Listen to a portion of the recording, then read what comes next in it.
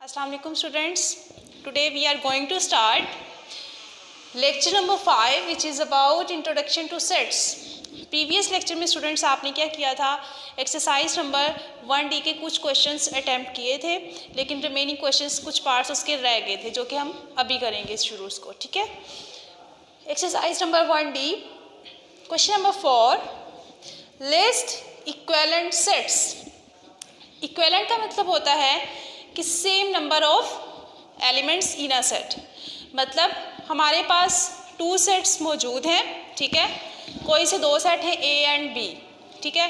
तो उनमें क्या होगा, अगर ए के एलिमेंट्स 3 हैं एंड देन बी के एलिमेंट्स 3 हैं, तो देन हम we can say that equivalent sets. If अगर ए में 4 एलिमेंट्स हैं और बी में 5 एलिमेंट्स हैं, इट्स मीन कि वो इक्विवेलेंट सेट नहीं है. मतलब कि किसी भी सेट में मौजूद एलिमेंट्स का होना, उनके नंबर्स का होना एक जैसा होना लाजमी होता है. ठीक है. तो हम स्टार्ट करते हैं.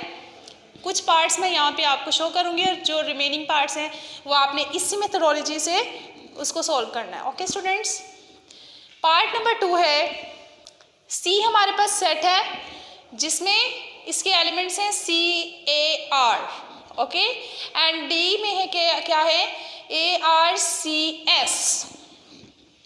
अब आप फर्स्ट सेट में देख सकते हैं कि यहाँ पर 3 एलिमेंट्स हैं एंड यहाँ पर 4 एलिमेंट्स हैं. इट्स मीन कि ये इक्विवेलेंट सेट नहीं हो सकता क्योंकि इसमें एलिमेंट्स की जो तादाद है वो डिफरेंट है, इक्वल नहीं है. इट्स मीन ये इक्विवेलेंट सेट नहीं है. नेक्स्ट पार्ट हम देखते हैं. ई हमारे पास सेट है जिसमें हमारे पास 3 एलिमेंट्स हैं which are ABC and F के सेट में हमारे पास है XYZ. अब इक्विवेलेंट सेट में ये होना ज़रूरी नहीं है कि दोनों के एलिमेंट्स सेम हों, लेकिन इनकी नंबर्स मतलब तादाद सेम होनी चाहिए. फॉर एग्जांपल यहाँ पे देखें, यहाँ पे अल्फ़ाबेट्स ABC हैं लेकिन इसमें क्या अल्फ़ाबेट्स XYZ है, तो दोनों एलिमेंट्स की तादाद तो सेम है, तो इट्स मीन ये इक्विवेलेंट सेट है. अगर ये अल्फ़ाबेट सेम हो या ना हो इससे कोई फ़र्क नहीं पड़ता. Next question number 5, find the relation and express in symbols. तो यहाँ पे हम कुछ सिंबल्स यूज़ करेंगे. मतलब ये जो ए सेट है बी सेट से कैसे रिलेट करता है वो आपने सिंबल्स के थ्रू इसको शो करना है. ठीक है. For example A equals to 1 2 3 4 ellipsis, उसके बाद B इक्वल्स टू 1 2 3 4. तो इट्स मीन कि यहाँ पे आप देख सकते हैं कि B के सारे एलिमेंट्स किस में मौजूद हैं, A के. दोबारा देखें, B के सारे एलिमेंट्स किस में मौजूद हैं, A में. तो इट्स मीन यहाँ पे हम लिखेंगे A सबसेट है और इक्वल है B के. ठीक है स्टूडेंट्स. ये वाला साइन जो है हम लोग किस लिए यूज़ करते हैं, ये साइन इसलिए यूज़ करते हैं कि ये वाला जो सेट है इसके सारे एलिमेंट्स A में मौजूद हैं.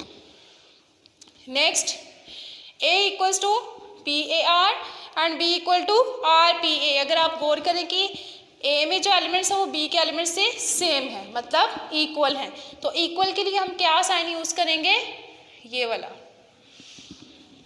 उसके बाद सबसेट की डेफिनेशन आती है.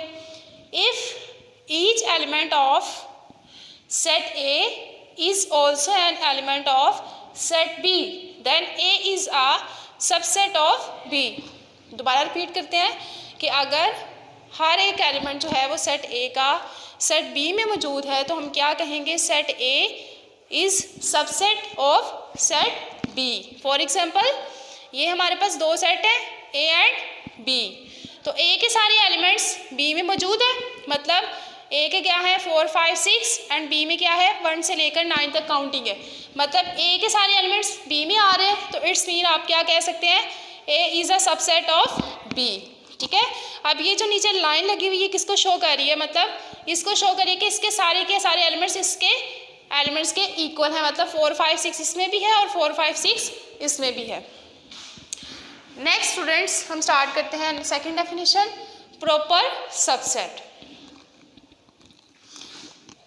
If every element of A is an element of B and at least at least one element of B is not an element of A. इसका क्या मतलब है? इसका मतलब है कि हमारे पास जो सेट ए और बी है, ठीक है, ए के सारे एलिमेंट्स जो बी में मौजूद हैं, लेकिन बी का कोई ए का एलिमेंट ऐसा होना चाहिए जो ए में मौजूद नहीं है, तब हम क्या कहेंगे? वो सेट क्या है? Proper subset. एग्जाम्पल देखते हैं इसकी। ए हमारे पास सेट है 2 3 4 5 एंड बी हमारे पास सेट है 3 4। तो यहाँ पे देखें 3 4 ये दोनों इसमें मौजूद है, लेकिन 2 और 5 इसके एलिमेंट्स नहीं है। तो ये ठीक इस डेफिनेशन के अकॉर्डिंग ये हमारे जो दोनों सेट्स हैं ये ठीक है बिल्कुल। उसके बाद अगर हम इसे सिंबल से शो करते हैं तो सिंबल जो प्रॉपर सबसेट का है वो सिंपल ये यूज़ होता है, इट लाइक अ सी, ठीक है। तो इट्स मीन बी के सारे एलिमेंट्स किस में मौजूद हैं? ए में। उसके बाद इम्प्रॉपर सबसेट होता है दे आर इक्वल सेट्स, मतलब अगर हमारे पास ए सेट है तो दूसरा सेट भी सेम होना चाहिए, ठीक है। अगर इसमें 2 3 4 5 है तो इसमें भी 2 3 4 5 होना चाहिए। तो इस सेट को हम क्या बोलेंगे? Improper subset. नेक्स्ट है सुपर सेट। सुपर सेट का मतलब हमारे पास कोई से दो हमारे पास सेट हैं ए एंड बी, ए के सारे एलिमेंट्स जो है वो बी में मौजूद होने चाहिए, तो इट्स मीन हम क्या कहेंगे कि वो सुपर सेट है। Super set contains all elements of smaller set, मतलब हमारे पास यहाँ पे क्या है 1 2 3 है, ठीक है। अब हम कह सकते हैं कि बी के सारे एलिमेंट्स, ये स्मॉलर सेट है ना, बी बिगर सेट है और ये ए जो है वो स्मॉलर सेट है, तो यहाँ पे हम कह सकते हैं कि जो बी है वो ए में मौजूद है। तो इस तरह के सेट को हम क्या बोलते हैं? Super set. Okay students, now हम स्टार्ट करते हैं third definition, power set. Power set क्या होता है? A power set contains all the subsets that can be created from the original set. For example हमारे पास एक सेट है, उसके एलिमेंट्स हैं, ठीक है, तो उसमें जितने भी एलिमेंट्स होंगे वो खुद एक सेट होंगे। कैसे? हम लोग इसको पावर सेट में लिखते हैं, पावर को पी से शो करते हैं और कौन सा सेट है? A. Power set of A equals to, अब यहाँ पर ये जो फाई का साइन है ये खाली सेट को शो कर रहा है, मतलब हर सेट में खाली सेट मौजूद होता है। क्या होता है? हर सेट में खाली सेट लाजमी होता है, मतलब खाली जो एम्प्टी सेट है वो सब सेट होता है हर सेट का।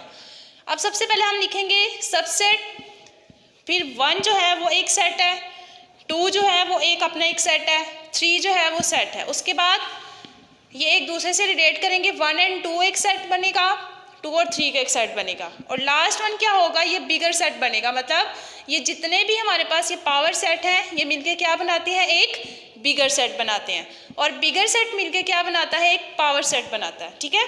मतलब हमारे पास एक सेट मौजूद है, उसमें जितने भी एलिमेंट्स हैं वो खुद एक सेट का हिस्सा हैं, मतलब खुद वो एक सेट भी बना सकते हैं, वो सब सेट होता है, ठीक है। कार्डिनैलिटी ऑफ सेट, कार्डिनैलिटी का मतलब होता है हमारे पास सेट में जितने भी एलिमेंट्स मौजूद हैं, मतलब नंबर ऑफ एलिमेंट्स को हम क्या बोलते हैं? Cardinality of set. For example हमारे पास कोई भी सेट मौजूद है, एक्स हमारे पास सेट है, उसमें एलिमेंट्स हैं ए बी सी डी, ठीक है। इसमें कितने एलिमेंट्स हो गए? 4। तो जिसके जो नंबर्स होंगे, जो तादाद होगी उसकी वो कार्डिनैलिटी होगी किसी भी सेट की। तो इसकी डेफिनेशन देखते हैं। The number of element of a set is called cardinal number. For example A set है 1 2 3 4 काउंटिंग नंबर्स का। अब वो कहते हैं कि इस सेट की कार्डिनैलिटी क्या है, ठीक है। तो इस सेट की कार्डिनैलिटी हम बता सकते हैं 1 2 3 4, इसमें 4 नंबर्स हैं, तो कार्डिनैलिटी ऑफ ए मतलब cardinality of set A equals to 4। Now students symbols आएंगे कुछ इस चैप्टर में, ठीक है। फर्स्ट सिंबल है इक्वल का सिंबल, वो आपको पता है, स्टार्टिंग से आप पढ़ते आ रहे हैं। अब ये इक्वल के ऊपर एक स्लैश है, इसका क्या मतलब है? Not equal. उसके बाद है ये अप्रॉक्सीमेटली के 2 साइंस हैं, मतलब जब हम कहते हैं ना तकरीबन इक्वल है तो हम ये वाले साइन यूज़ करते हैं, ठीक है, जब हमें कंफर्म नहीं पता होता कि इक्वल है या नहीं है। उसके बाद हमारे पास ये हमने चैप्टर के स्टार्ट में पढ़ा था कि जो एलिमेंट का होने का साइन है वो ये वाला होता है, मतलब ई को हम शो करते हैं। मतलब फॉर एग्जांपल ए का एलिमेंट है, इस तरह से हम ये जो शो करते हैं कि ए सेट के सारे एलिमेंट्स जो है वो बी से बिलोंग करते हैं, मतलब इसका मतलब होता है बिलोंग्स टू, मतलब ताल्लुक़ रखना, एलिमेंट होना किसी के सेट का, तो वो हम ये वाले साइन से शो करते हैं। उसके बाद ये ई के ऊपर एक स्लैश है, मतलब कट किया हुआ इसको, इसका मतलब है कि डज नॉट बिलोंग टू, किसी भी सेट से कोई ताल्लुक़ नहीं है, ठीक है, मतलब डज नॉट बिलोंग, ये वाला इसका साइन होगा। उसके बाद ये आपको पता है ये फाई होता है, क्या होता है ये फाई होता है, मतलब एम्प्टी सेट का साइन होता है, एम्प्टी सेट का साइन होता है। उसके बाद ये आपने अभी पढ़ा था कि ये क्या है, सबसेट का साइन है, मतलब ए के एलिमेंट्स बी में मौजूद है तो बी के सारे एलिमेंट्स किस में मौजूद होने चाहिए, ए में, तो तब हम ये वाला साइन यूज़ करेंगे। उसके बाद जो 7वें नंबर पे है वो है प्रॉपर सबसेट, और 8th पे आपके पास आएगा ये जो 2 डॉट लगे हुए हैं, ठीक है, और ये है, इसको हम बोलते हैं सच दैट, क्या बोलते हैं, सच दैट, मतलब ये हम किस में रूल अप्लाई करते हैं, सेट बिल्डर फॉर्म की नोटेशन में। ओके स्टूडेंट्स, ये थे आपके सारे सिंबल्स, ठीक है, जो कि आपके इस चैप्टर में यूज़ होने हैं, नेक्स्ट जितने भी आपके पास चैप्टर्स हैं उसमें यूज़ होंगे मोस्टली। आई होप कि आपको आज का लेक्चर समझ आया होगा। नेक्स्ट वीडियो में नेक्स्ट लेक्चर के साथ मिलते हैं, तब तक के लिए अल्लाह हाफिज़।